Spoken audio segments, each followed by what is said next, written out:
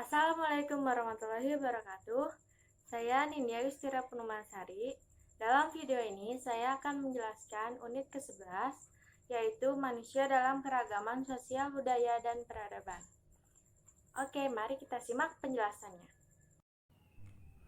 Unit 11, manusia dalam keragaman sosial, budaya, peradaban. Terdapat beberapa konten di dalam materi ini. Yang pertama ada hakikat peradaban, yang kedua ada manusia sebagai makhluk beradab dan masyarakat adab, yang ketiga ada evolusi budaya dan wujud peradaban dalam kehidupan sosial budaya, lalu yang keempat ada dinamika peradaban global. Konten yang pertama yaitu hakikat peradaban. Peradaban memiliki kaitan yang erat dengan kebudayaan. Kebudayaan pada hakikatnya adalah hasil cipta, baik rasa dan karsa manusia dalam memenuhi kebutuhan hidupnya. Konjaraningrat pada tahun 1990 berusaha memberikan penjelasan sebagai berikut. Istilah kebudayaan ada pula istilah peradaban. Hal ini adalah sama dengan istilah dalam bahasa Inggris, yaitu civilization, yang biasanya dipakai untuk menyebutkan bagian atau unsur dari kebudayaan yang harus maju dan indah. Kebudayaan berasal dari kata kultur. Istilah peradaban yang sering dipakai untuk menunjukkan pendapat dan penilaian kita terhadap perkembangan kebudayaan. Peradaban berasal dari kata adab yang dapat diartikan sopan, berbudi pekerti, luhur, mulia, berakhlak, yang semuanya menunjuk pada sifat yang tinggi dan mulia. Peradaban merupakan tahap tertentu dari kebudayaan masyarakat tertentu pula, yang telah mencapai kemajuan tertentu yang dicirikan oleh tingkat ilmu pengetahuan, teknologi, dan seni yang telah maju. Contohnya yaitu kehidupan di lembah Sungai Nil. Pada masa itu kita menyebutnya dengan peradaban lembah Sungai Nil dan bukan kebudayaan lembah Sungai Nil.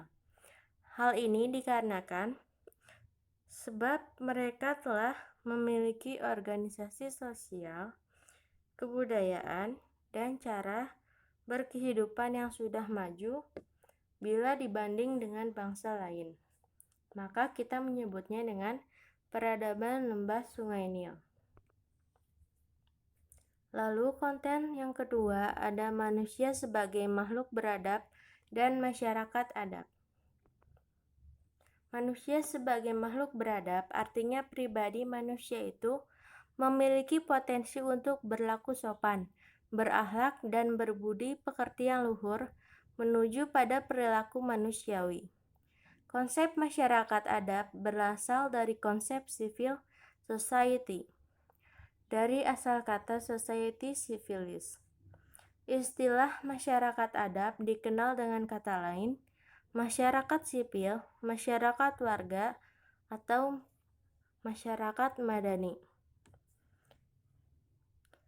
Pada mulanya, civil society berasal dari dunia barat. Adalah Dato Anwar Ibrahim, mantan Wakil Perdana Menteri Malaysia, yang pertama kali memperkenalkan istilah masyarakat madani sebagai istilah lain dari civil society. Lalu selanjutnya ada beberapa pendapat ahli mengenai manusia sebagai makhluk beradab dan masyarakat adab. Yang pertama ada dari Nurholis Majid.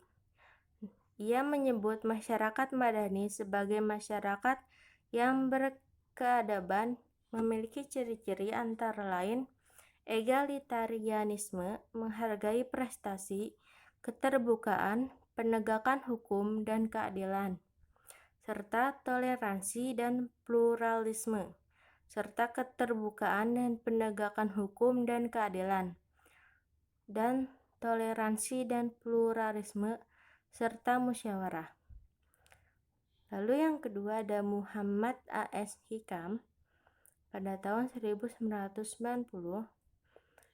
Di dalam bukunya, yaitu Demokrasi dan Civil Society, ia memberikan definisi civil society sebagai wilayah kehidupan sosial yang terorganisasi dan bercirikan antara lain bersukarelaan atau voluntary, keswasembadaan atau self-generating, keswadayaan atau self-supporting, kemandirian yang tinggi berhadapan dengan negara, dan keterikatan dengan norma atau nilai hukum yang diikuti oleh warganya. Lalu yang ketiga ada evolusi budaya dan wujud peradaban dalam kehidupan sosial budaya. Kebudayaan telah mengalami proses perkembangan secara bertahap dan berkeseimbangan yang kita konsepkan sebagai evolusi kebudayaan. Evolusi kebudayaan ini berlangsung sesuai dengan perkembangan budidaya atau akal pikiran dalam menghadapi tantangan hidup dari waktu ke waktu. Masa dalam kehidupan manusia dapat kita bagi dua, yaitu masa prasejarah dan masa sejarah. Pendapat lain membagi periode pra-peradaban manusia ke dalam 4 bagian, yaitu pra-paleolitik, paleolitik, neolitik, dan era perunggu. Manusia tidak lagi sekedar homo yang hanya menginginkan makanan.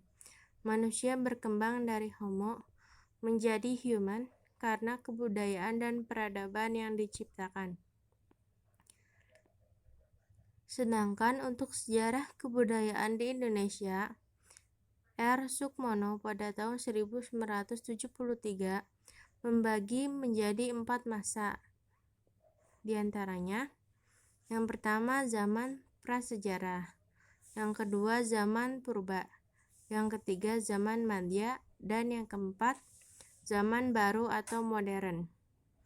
Peradaban merupakan tahapan dari evolusi budaya yang telah berjalan bertahap dan berkesinambungan, memperlihatkan karakter yang khas pada tahap tersebut, yang dicirikan oleh kualitas tertentu dari unsur budaya yang menonjol, meliputi ilmu pengetahuan, seni, teknologi, dan spiritualitas yang tinggi.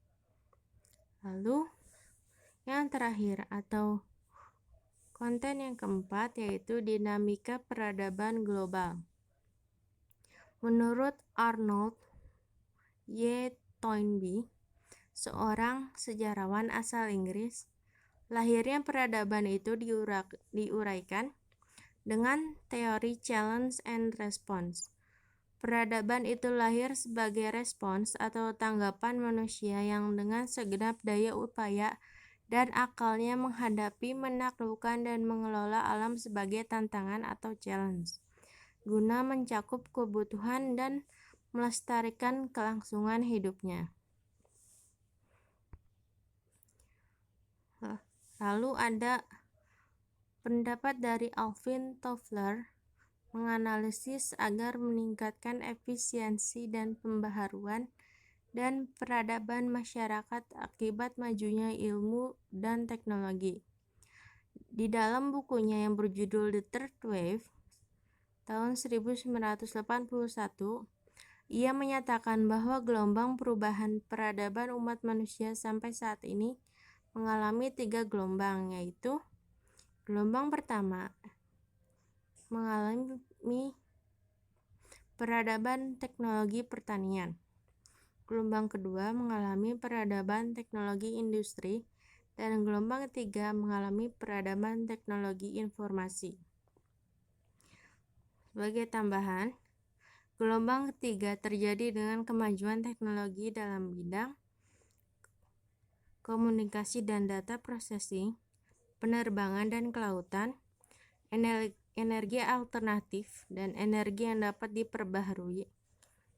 Lalu terjadinya urbanisasi yang disebabkan oleh kemajuan teknologi komunikasi dan transportasi. Nah, itu dia penjelasan mengenai unit ke-11. Terima kasih sudah menonton video ini. Assalamualaikum warahmatullahi wabarakatuh.